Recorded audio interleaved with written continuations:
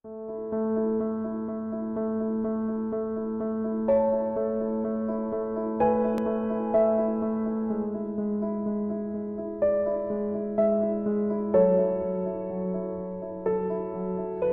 ini sebelum kita membicarakan topik yang baru, kita review sedikit apa yang sudah kita lihat pada hari Senin yang lalu ya. Jadi kalau misalnya M ini matriks persegi, ya, jadi katakan saja dia anggota apa?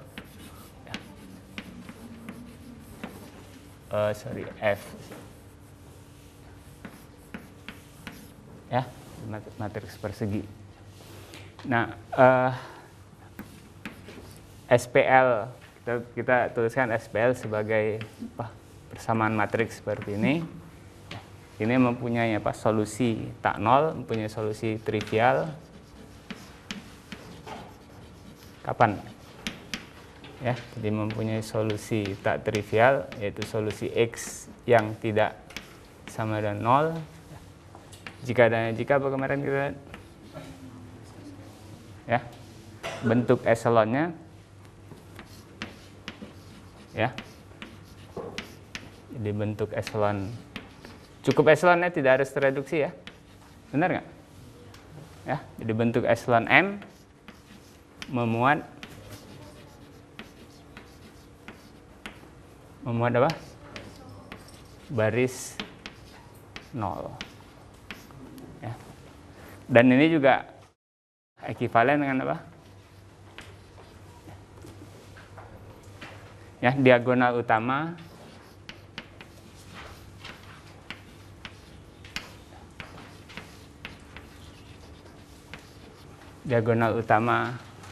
bukan diagonal utama M ya, tapi diagonal utama bentuk eselon M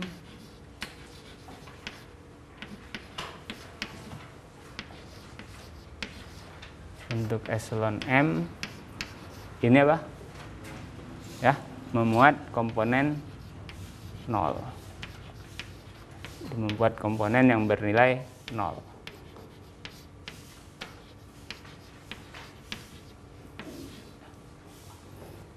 Ya, dan ini pada akhirnya ekivalen dengan apa satu lagi? Hasil kali komponen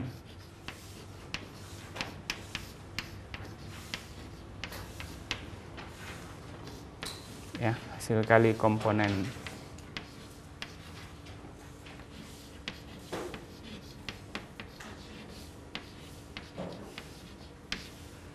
diagonal utama bentuk eselon M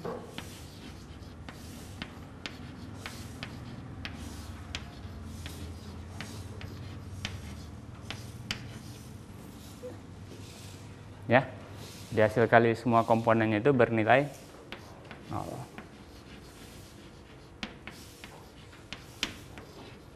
Ya. Nah, ini yang kita kalau Anda lihat, ini kan yang kita cari ya. Jadi kita menginginkan supaya apa?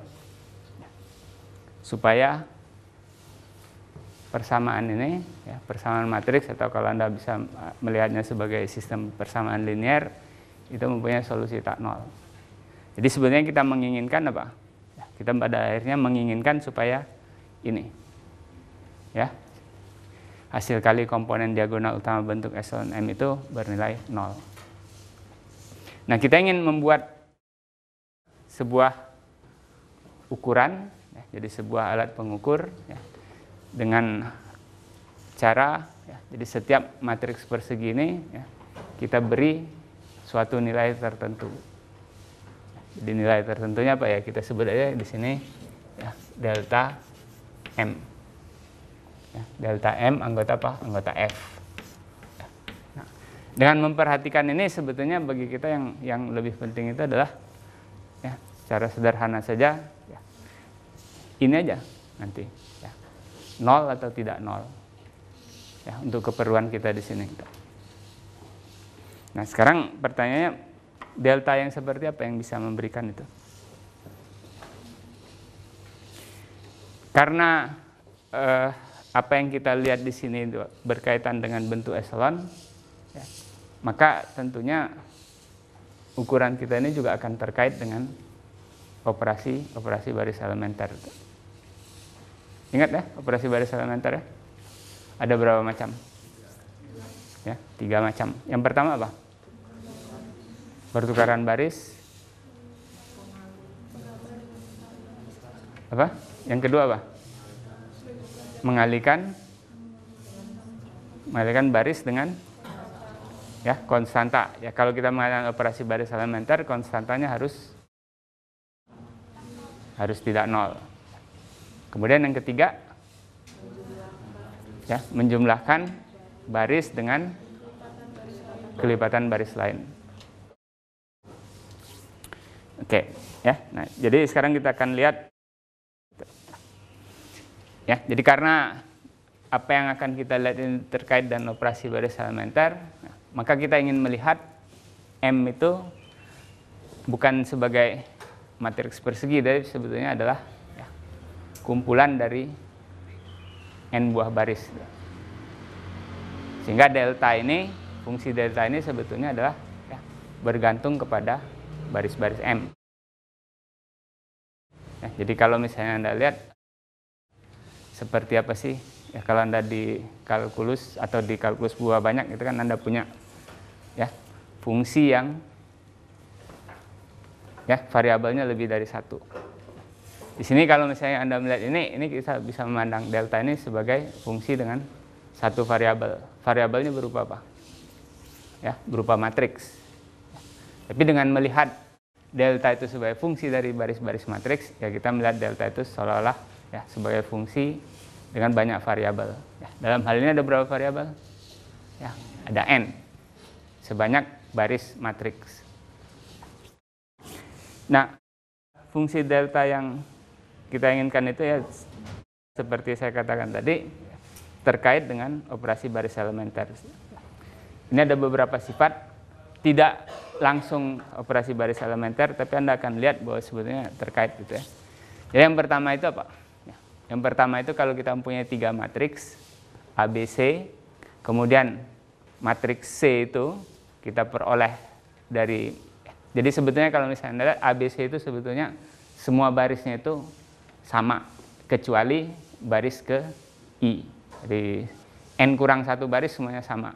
Yang berbeda adalah pada baris ke I. Baris ke I matriks C itu adalah jumlah dari ya, baris ke I matriks A dan matriks ke I baris ke I matriks B. Ya, jadi kalau kita mempunyai C yang seperti itu, maka delta C itu memenuhi hubungan sebentar. Oke. Bukan C yang jumlahnya tapi A ya. Oke, saya menuliskannya berbeda di situ. Jadi baris ke I matriks A itu yang merupakan jumlah dari baris ke I matriks B dan C ya. Jadi bukan C yang jumlah. Ya, jadi maka kita mempunyai deltanya, delta A itu sama dengan delta B tambah delta C. Kalau Anda lihat ini sebetulnya nggak ada hubungannya kan dengan apa? Dengan operasi baris elementer sebetulnya. Tapi nanti kita lihat, kita akan ada kaitannya di situ. Kemudian yang kedua, ya ini. Jadi kalau misalnya kita melihat ya sebenarnya kalau kita mempunyai matriks B, kemudian salah satu barisnya kita kalikan dengan konstanta di situ ya, dengan skalar alfa, kemudian kita memperoleh matriks baru katakanlah matriks A, maka delta A itu sama dengan alfa kali delta B. Kemudian yang terakhir, sifat yang ketiganya itu mengatakan apa? Jadi kalau misalnya di situ ya sebenarnya di sini ini operasi baris elementer. Jadi kalau Anda lihat ya, mempertukarkan baris I dan J, ya, di mana 2 barisnya berbeda di situ, maka kita mengganti tanda dari delta. Coba kita ambil contoh di sini. Saya ambil aja contoh matriksnya gini aja lah. 1, 2, 3, 4, 5, 6, 7, 8, 9 gitu ya. Jadi kalau kemudian kita mempunyai matriks, jadi ini matriks apa? Matriks B, katakanlah ini B. Kemudian matriks C-nya juga sama, kecuali misalnya di sini saya ambil di sini juga 7, 8, 9. Ini matriks C. Kemudian matriks A-nya itu apa? Ya. 1, 2, 3-nya sama di sini ya. Jadi baris pertamanya sama, baris ketiganya sama. Baris keduanya aja. Coba kalau misalnya kita lihat di sini. 4 tambah 7. Terus berapa? 5 tambah 8. 6 tambah 9. Ya, jadi ini A. Ya, maka delta A sama dengan delta B tambah delta C. Kita tidak menjumlahkan matriksnya ya. Anda perhatikan ya. Karena kalau Anda menjumlahkan B dan C, ya kita memperoleh di sini berapa? Ya, bukan 1, 2, 3 tapi 2, 4, 6. Ya. Ya, nah kemudian untuk yang kedua saya kira cukup jelas ya. Jadi nggak perlu kita lihat di situ. Dan untuk yang ketiga, jadi misalnya kita punya di sini ya, 4, 5, 6, 1, 2, 3 misalnya di sini. Kemudian 7, 8, 9. Ya. Artinya apa? Artinya kita mempertukarkan dua baris pertama di sini dari B. Maka nilai delta ini itu adalah negatif dari ini. Kita mengganti tanda, menukar tanda juga. Nah, Anda bisa lihat sekarang gini. Jadi kalau misalnya kita lihat salah satu yang pokoknya itu adalah kalau misalnya kita mempunyai matriks C seperti ini, deltanya berapa? Deltanya berapa? 0? Bisa nggak Anda menghitung deltanya? Bisa kita tentukan nggak? Untuk matriks C di situ. Ya, matriks C itu bagaimana? Ya ada dua baris yang sama. Deltanya berapa? Ya. Jadi kalau kemudian Anda pertukarkan dua baris ini, Anda akan memperoleh matriks yang sama kan? Tapi nilai deltanya gimana? Ya, berlawanan. Jadi kalau ini nilainya sama dengan, sebut aja ini delta C sama dengan A misalnya di sini ya. Anda pertukarkan, dia kan tetap C juga kan? Tapi nilai deltanya jadi gimana? Minusnya kan? Ya. Berapa? Ya karena sama saja dengan C ya tetap aja sama dengan A juga kan mestinya gitu. Nah dari sini apa yang Anda lihat? Ya delta C sama dengan minus delta C. Kesimpulannya? Delta C-nya harus 0. Ya. Jadi dari sini kita memperoleh satu kesimpulan apa? Ya. Kalau matriks kita itu mempunyai baris yang sama, jadi memuat dua baris yang sama, maka deltanya bernilai 0. Nah dari sini, kalau Anda lihat di sini kan sebetulnya 2, 3 itu kan artinya operasi baris elementer bisa kita baca dari yang 2 dan 3, jelas kan? Jadi yang ketiga itu pertukaran baris, yang kedua itu mengalihkan satu baris dengan skalar. Operasi baris elementer skalar alfanya harus tidak 0, tapi di sini dibuat umum. Jadi kalau alfanya sama dengan 0 sebetulnya boleh juga. Dan dari situ Anda segera lihat di sini. Kalau misalnya ternyata ini ada salah satu baris yang 0 semua, apa yang terjadi? Ya. Jadi kalau misalnya Anda mempunyai sebuah matriks, salah satu barisnya 0 semua. Ya. Jadi kalau misalnya kita punya di sini matriks, ya sebenarnya misalnya di sini 1, 2, 3, 4, 5, 6, 0, 0, 0.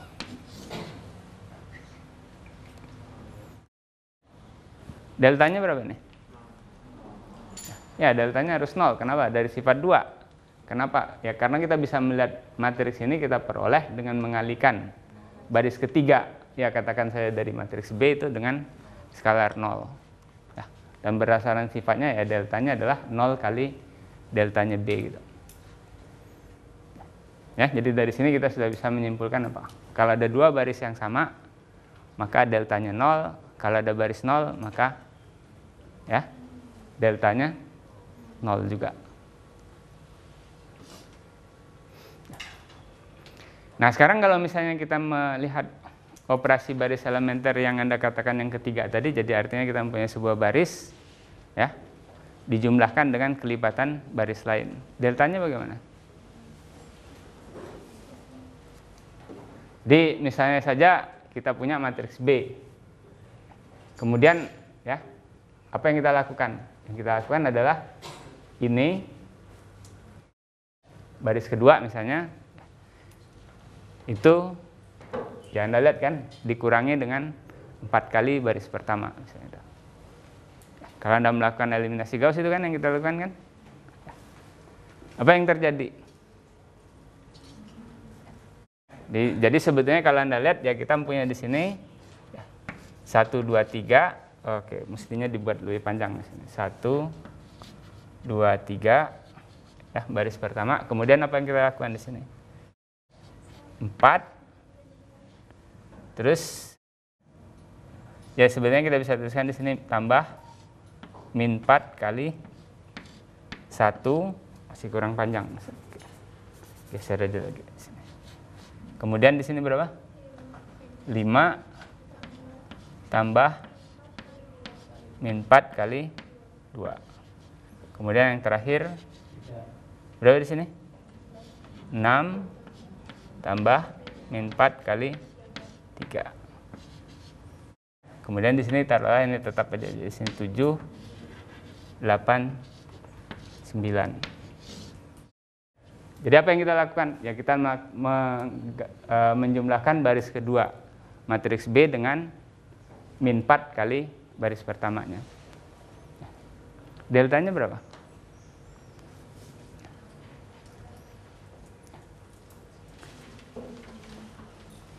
Nah, kalau Anda bandingkan, sebetulnya yang kita lakukan itu, Anda lihat kan, sebetulnya di sini 1, 2, 3. Ya, 1, 2, 3 di sini. Ya, kemudian 7, 8, 9 kan? Deltanya berapa? 0 kan? Ya, jadi delta ini kan sama dengan 0. Kita kalikan dengan min 4 di sini. Ya, baris keduanya kita kalikan dengan min 4. Berapa deltanya? Ya, ya min 4 kali delta ini. Min 4 kali 0. Jadi nilainya juga tetap 0. Ya. Kemudian kalau kita jumlahkan, ya, jadi ini sesudah dikalikan dengan min 4, ya, kita jumlahkan dengan ya barisnya seperti ini, baris kedua. Jadi akibatnya apa? Ya delta dari ini itu adalah delta ini ditambah dengan min 4 kali delta ini. Akibatnya apa? Ya, jadi delta ini akan sama dengan delta B. Ya, jadi dari tiga operasi baris elementer itu kita lihat ya, menjumlahkan ya salah satu baris matriks dengan kelipatan baris lainnya itu tidak mengubah nilai delta. Oke, jadi kita punya 3 sifat ya di sini ya. Nah, sebenarnya masih ada lagi satu lagi sifat yang keempat. Itu berkaitan dengan matriks identitas. Ya, jadi matriks identitas itu nilai deltanya adalah 1. Nah, fungsi delta yang memenuhi keempat sifat ini ya, itu tunggal. Jadi artinya hanya ada 1. Dan fungsi itu yang kita kenal dengan nama fungsi determinan. Saya tidak akan memberikan bukti gitu ya bahwa fungsi delta itu hanya ada satu-satunya gitu ya. Kalau Anda berminat ya sebetulnya di buku itu diceritakan itu di bab 4 ya kalau nggak salah ya, di bab 4 itu ya, dia menunjukkan bahwa fungsi determinan itu tunggal dan sebenarnya memenuhi sifat ini. Tapi dibalik ya sebetulnya ya. Jadi saya mengambil di sini adalah ya kesimpulannya itu 4 sifat ini. Sementara kalau di buku dia mendefinisikan dulu yang namanya fungsi delta itu seperti apa gitu. Yang nanti kita akan sampai juga ke situ. Nah, fungsi determinan itu bersifat multiplikatif ya. Jadi artinya kalau Anda mengalihkan 2 matriks kemudian mencari nilai deltanya, maka nilai deltanya itu adalah perkalian dari delta kedua faktor tadi. Jadi kita punya seperti itu, delta A kali B sama dengan delta A kali delta B. Buktinya juga Anda bisa lihat di buku gitu ya. Nah, kita melihat ini ya, jadi kita melihat bahwa kenapa kita memunculkan matriks persegi seperti ini ya, karena kita melihat sebelumnya tadi ya, pada waktu hari Senin kita melihat matriks persegi ini sebagai matriks penyajian sebuah operator linier. Ya. Nah, Dengan sifat multiplikatif itu sebetulnya kita mempunyai sifat apa di sini ya. Jadi kita bisa mendefinisikan determinan untuk pemetaan linear. Jadi sekarang yang punya determinan, yang punya nilai delta tadi ya, bukan matriks lagi tapi pemetaan linearnya. Dan itu bisa kita ambil sebagai determinan dari sembarang matriks penyajian. Kenapa begitu? Karena kita lihat kan. Jadi kalau kita mempunyai dua matriks penyajian untuk untuk operator linear yang sama, ya, jadi terhadap dua basis yang berbeda, maka kita mempunyai hubungan seperti apa?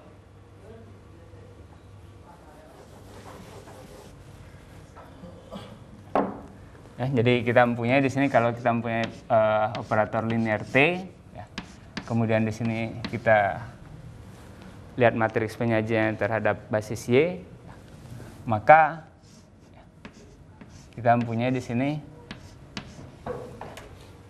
ya, kita kaitkan atau kita lihat hubungannya dengan matriks penyajian T terhadap basis X. Dan Anda lihat sebetulnya apa yang kita punya di sini, ya, yang kita punya di sini adalah I dari mana ke mana di sini? X ke Y atau Y ke X? Jadi di sini X ya, yang bawah X ya. Oke.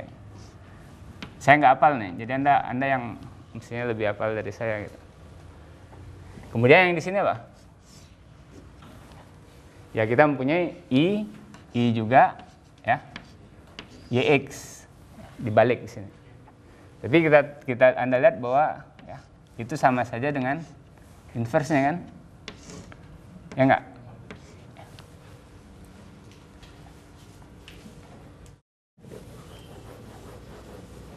Jadi sekarang kalau misalnya kita mempunyai di sini dua matriks penyajian untuk basis yang berbeda, ya, kalau Anda lihat determinan ini gimana? Apa hubungan antara determinan dua matriks penyajian ini? Ya. Jadi Anda lihat di sini determinan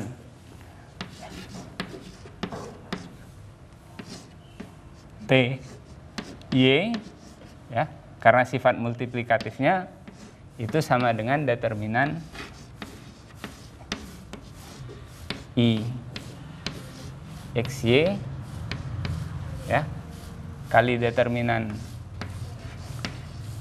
matriks penyajian terhadap X, oke, kali determinan inverse dari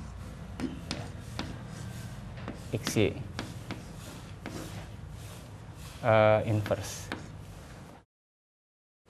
Tapi dengan menggunakan sifat yang keempat, ya, kenapa kita memerlukan determinan matriks identitas itu sama dengan 1? Ya, jadi Anda lihat di sini, kalau misalnya kita mempunyai determinan, ya, jadi kalau misalnya Anda lihat di sini A inverse di sini sama dengan determinan matriks identitas, ya, dan dengan sifat keempat sama dengan 1. Ya. Sementara berdasarkan sifat multiplikatif kita punya ini kan determinan A kali determinan A inverse. Kita punya seperti ini. Apa kesimpulannya? Ya. Determinan A inverse itu adalah kebalikan dari determinan A. Sehingga kalau Anda lihat ini adalah, ya, begitu Anda kalikan ini dua ini, nilainya adalah 1. Sehingga determinan matriks penyajian operator linear, ya, terhadap sembarang basis itu nilainya sama. Ya, sehingga apa yang kita definisikan di sini itu definisi yang baik di situ ya. Kita menggunakan notasi, ya saya sudah menggunakan notasi itu sebelum saya tuliskan di sini. Nah, secara umum kita bisa menggunakan menghitung determinan matriks dan menggunakan operasi baris elementer. Jadi dengan menggunakan sifat multiplikatif, kemudian kita bisa menghitung determinan dari matriks-matriks elementer. Jadi kalau Anda ingat, matriks elementer itu kita peroleh dengan melakukan operasi baris elementer terhadap matriks identitas. Ya. Jadi kalau misalnya kita mempertukarkan dua baris, jadi misalnya seperti ini tadi. Ya, saya ambil contoh yang sederhana aja di sini.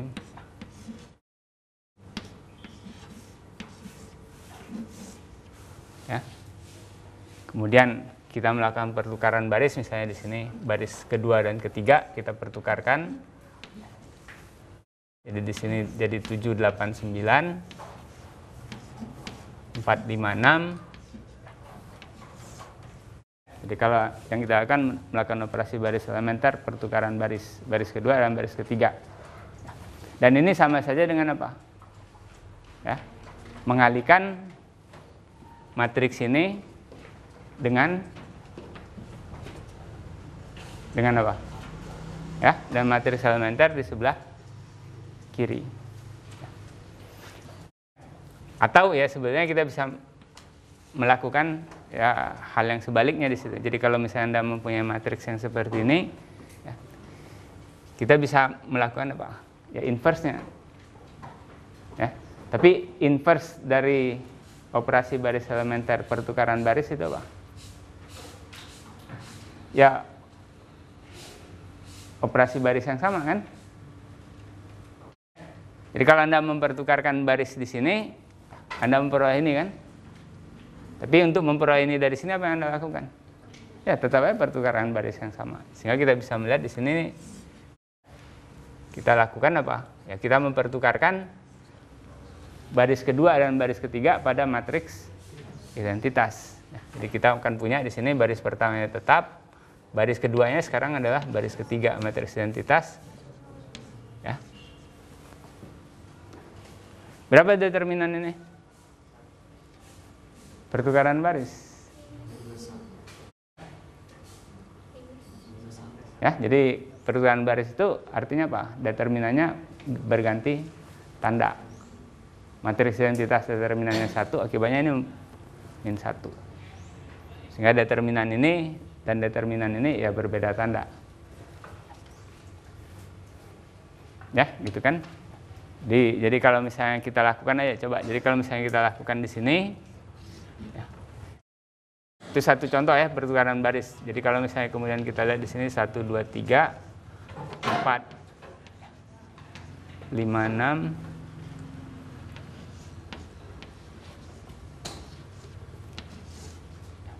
ya, oke, saya tulis saja pakai operasi baris elementer lah.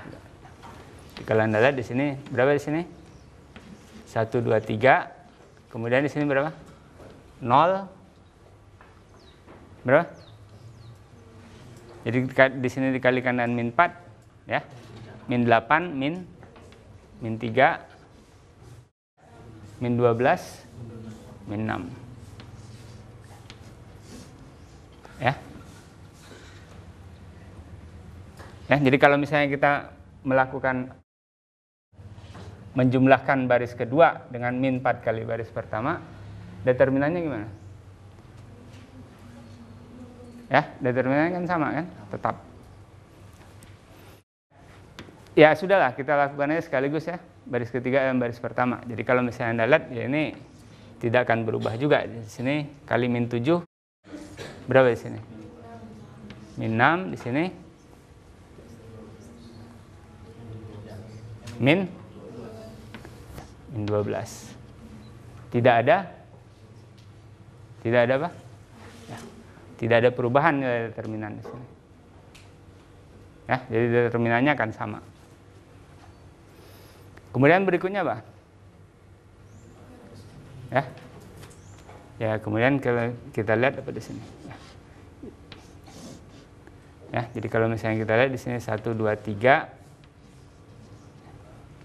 0, ya kita bisa buat di sini 1 dan 2. Kemudian di sini saya buat aja tetap di sini ya. Jadi kalau misalnya kita lihat di sini min 12. Bagaimana determinannya di sini? Ya, determinan ini min 3 kali determinan ini. Ya, jadi kalau misalnya kita mempunyai faktor, ya, di sini saya tulis saya di sini ya min 3 di sini.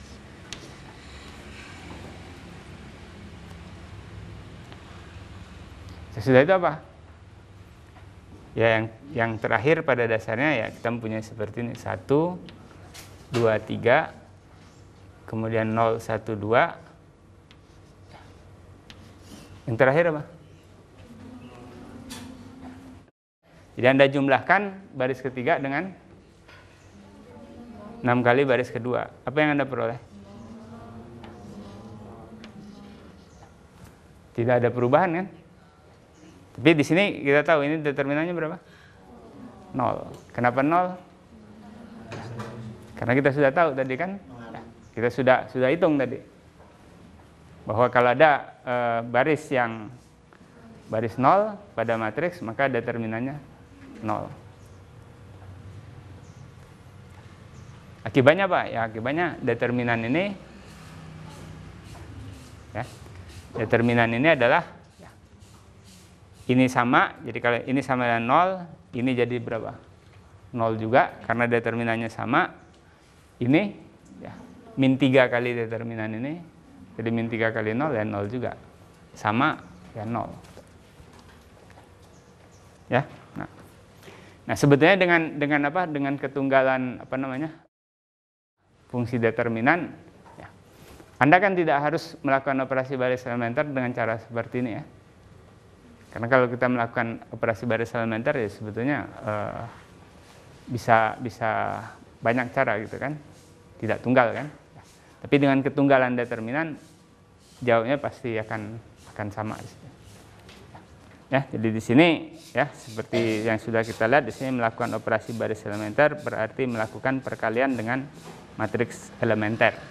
Kita menggunakan sifat multiplikatifnya di situ. Nah, akibatnya apa di sini? Ya kita mempunyai seperti ini ya. Sistem persamaan linear mx sama dengan 0 itu memiliki solusi tak trivial, artinya solusi yang bukan 0 itu jika dan jika determinan m sama dengan 0. Nah, cara yang diberikan oleh buku sebagai definisi untuk fungsi determinan itu sebetulnya adalah apa yang dikenal dengan nama ekspansi Laplace di sini ya. Apa yang kita lakukan? Anda kalau menghitung determinan, ini determinan yang sama dengan yang pernah Anda pelajari ya.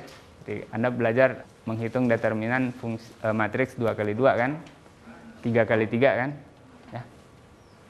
Itu akan memberikan nilai yang sama dengan yang pernah Anda pelajari gitu. Dan Anda akan lihat bahwa apa yang Anda kenal gitu, teknik yang Anda pergunakan untuk menghitung determinan matriks 2 kali 2 atau 3 kali 3 itu tidak bisa Anda pakai untuk 4 kali 4. Tahu itu ya? Jadi kalau misalnya 3 kali 3 seperti ini kan, kita cek lah benar nggak nih sama dengan 0.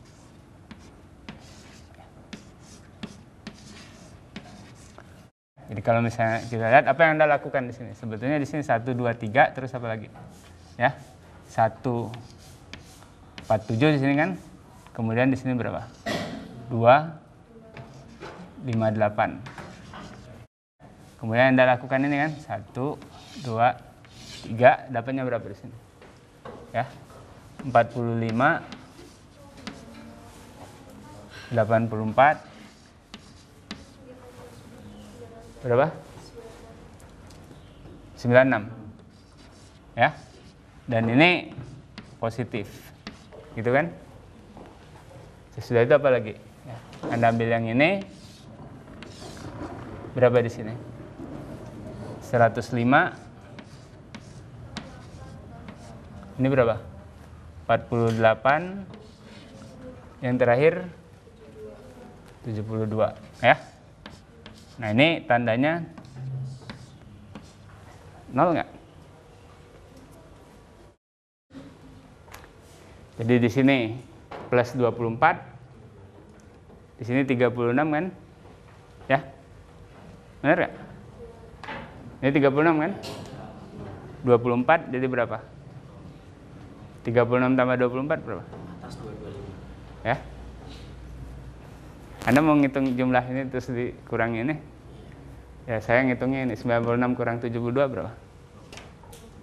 24 ini 36 jadi berapa sih? 36 tambah 24? 60. Ini min 60. Cepat mana itu ngitungnya? Menjumlahkan ini atau dan menjumlahkan ini kemudian dikurangkan atau ya jadi 0 kan? Nah, sekarang kalau matriksnya 4 kali 4 ya. Oke, jadi jangan di sini. Oke. Ini saya hapus saja. Di 1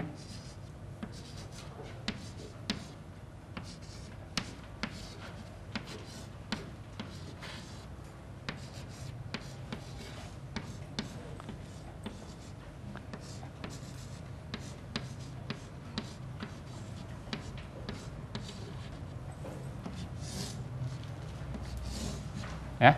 Nah, menghitung determinan 4 kali 4 Anda tidak bisa lagi melakukan seperti ini. Jadi Anda tidak bisa mengcopy 3 kolom pertama di sini kemudian ambil perkalian silang seperti ini gitu. Ya. Silang kanan tuh positif, silang kiri negatif. Ya. Kemudian Anda jumlahkan enggak dapat. Ya. Nah, ekspansi Laplace itu sebetulnya adalah sebuah cara menghitung determinan secara istilahnya itu? Ya rekursif gitu ya sebetulnya. Jadi untuk menghitung determinan matriks 4 kali 4 kita memerlukan determinan matriks 3 kali 3. Ya. Bagaimana caranya? Ya kita bisa melakukan yang namanya ekspansi itu pada baris atau kolom. Pilih satu baris atau satu kolom tertentu. Ya, jadi kalau misalnya kita lihat seperti ini. Ini ekspansi pada baris ke I. Nah, Anda perlu memperhatikan ini ya, notasi ya. Jadi notasi yang saya gunakan ini berbeda dengan notasi yang digunakan di buku. Kalau Anda lihat ya, AIJ yang saya pakai di sini ya. Kalau menurut buku ini adalah ya, komponen pada baris ke I, kolom ke J, matriks A. Tapi saya pakai ya, yang AIJ, A besar IJ di buku itu adalah ya, saya pakai A kecil. Sementara A besar IJ yang saya maksudkan di sini di buku dia menggunakan A ombak kalau nggak salah ya. Ya, jadi Anda perhatikan di sini.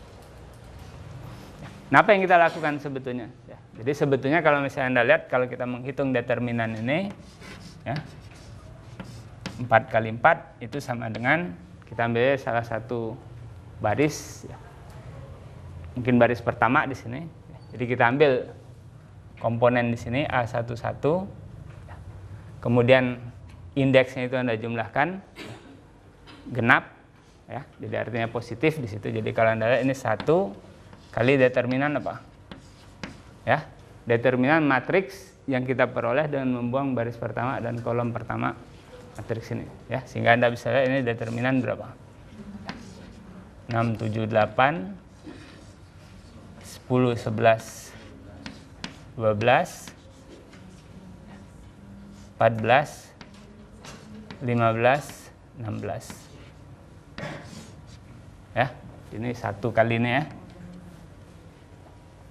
Sesudah itu apa? Ya, saya ambil yang komponen berikutnya di sini, 2. Ya. Karena jumlah indeksnya ganjil, ya, 1 tambah 2, maka kita punya tandanya minus. Jadi kalau Anda lihat di situ apa sih? Min 1 pangkat I tambah J itu sebetulnya untuk memberikan tanda di situ. Jadi di sini 2 kali determinan, ya, baris pertama dibuang, kolom kedua dibuang. Dan peroleh apa di sini? 5, 7, 8, berapa? 9, 11, 12, 13, 15, 16. Kemudian yang berikutnya ya cepat aja di sini 3 kali determinan 5, 6, 8, 9, 10, 12, kemudian 13, 14, 16. Dan akhirnya ya, min 4 kali determinan berapa di situ? Ya. 567. Oke, jangan terlalu dekat. Ya. 9, 10, 11, 13, 14, 15.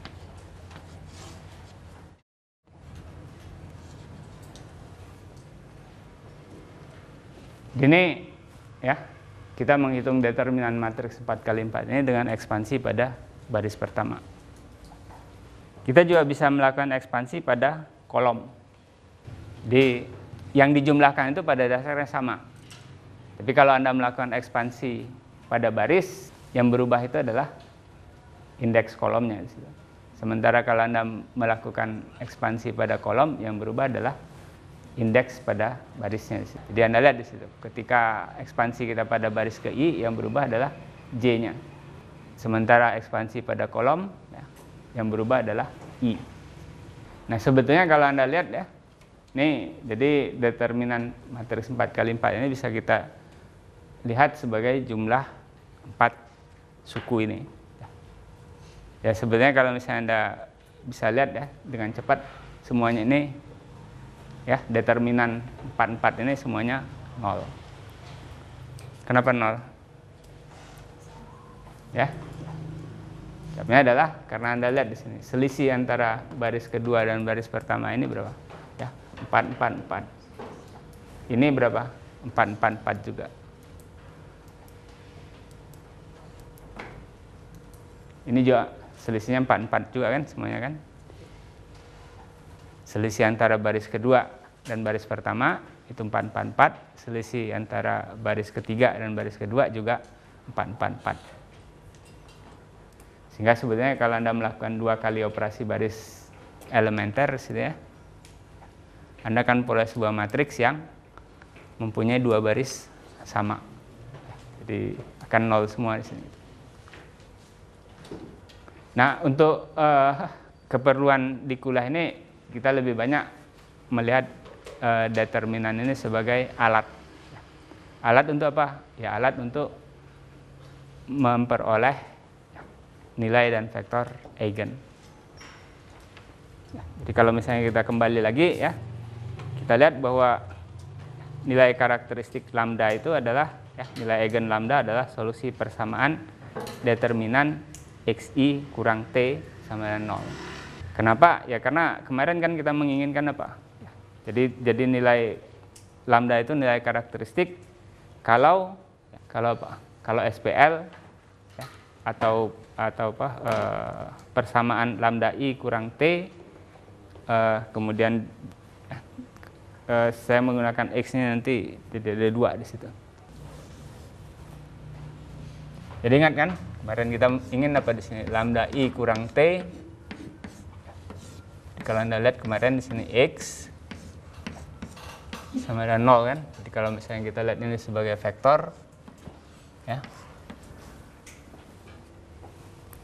lambda ini akan jadi nilai eigen kalau ya, persamaan ini mempunyai solusi tak 0, mempunyai solusi x yang tidak 0.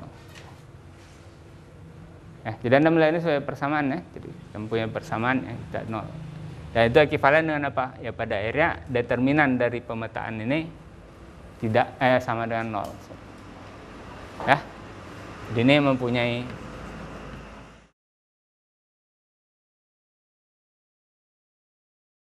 mempunyai solusi x yang tidak sama dengan vektor 0.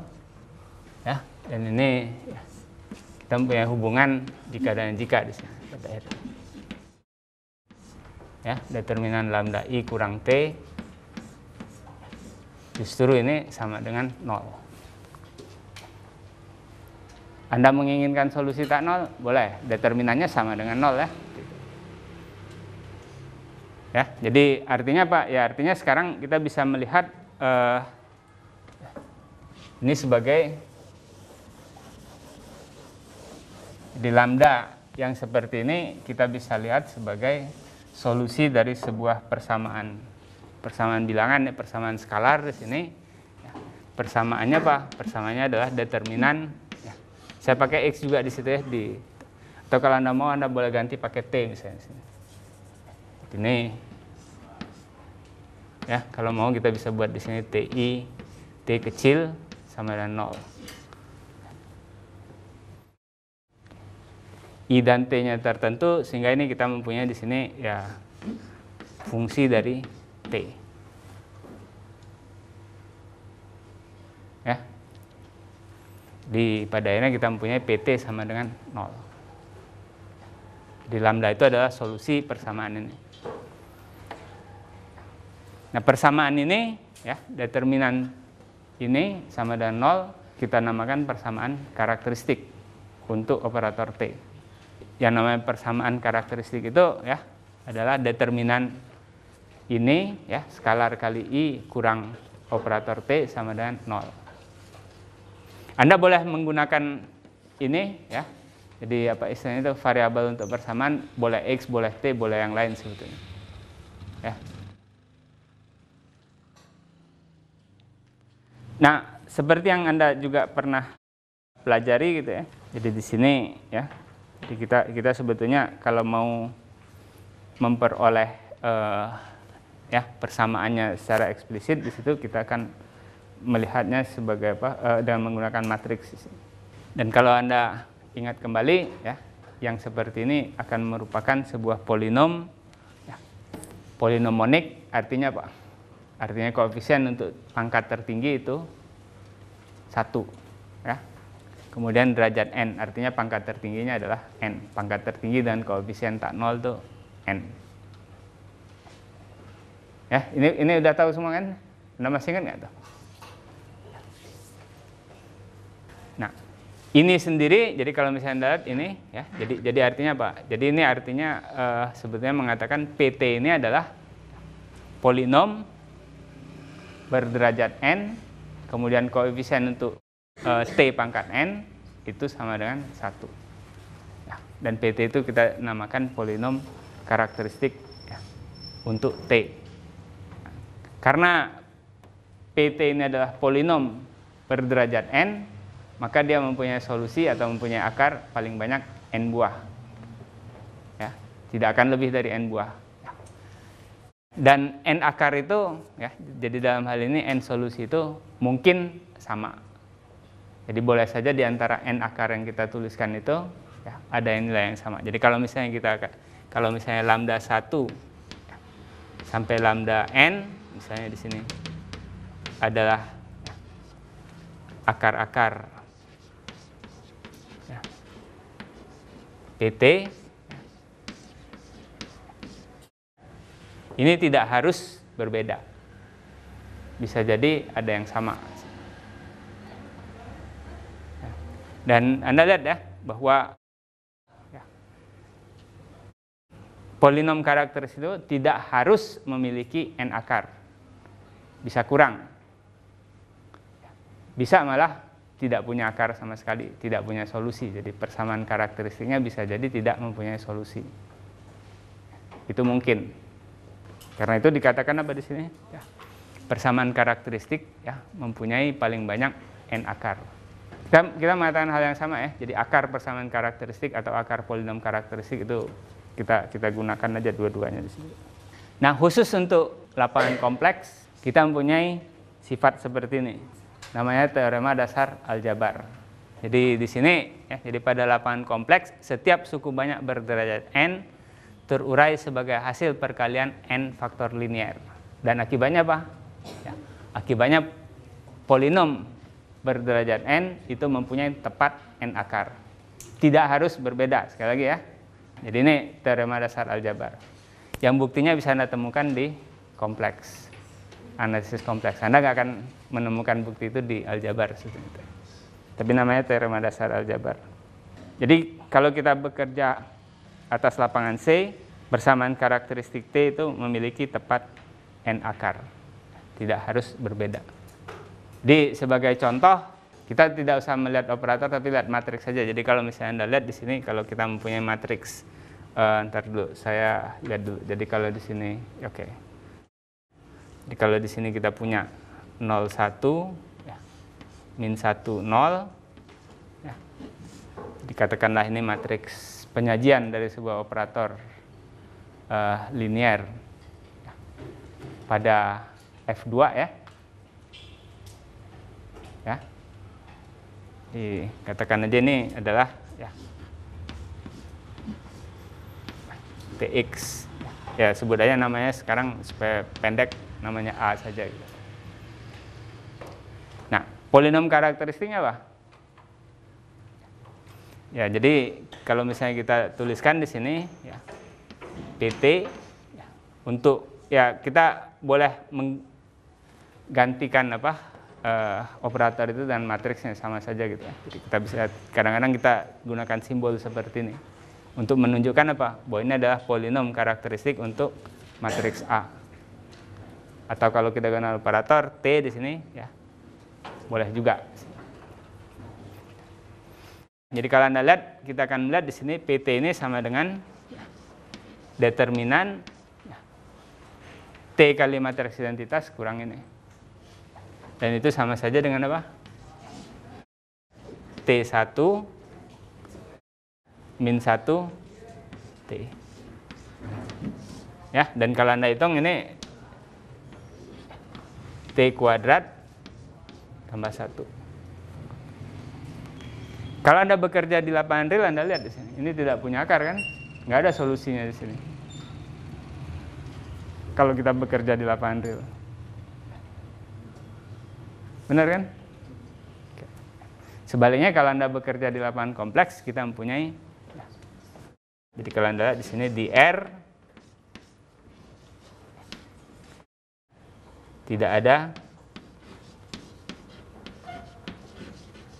tidak ada akar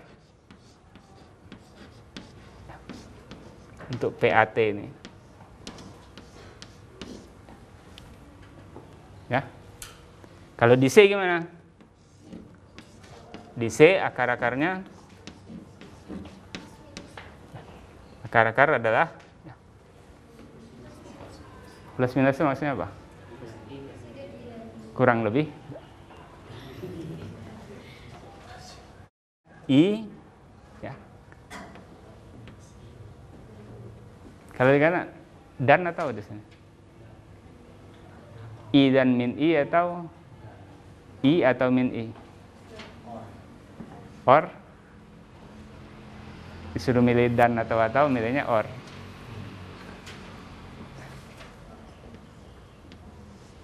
Benar kan ini kan? Ya sebetulnya ya, jadi saya nggak tahu, kita boleh menggunakan dan di sini. Boleh ya? Jadi akarnya adalah I dan min I. Ada dua akar di sini. Tapi Anda lihat ya. Jadi kalau misalnya lambda adalah akar polinom T kuadrat tambah 1. Maka lambda sama dengan I atau lambda sama dengan min I. Nggak boleh pakai dan di situ. Ya, jadi kita lihat ya bahwa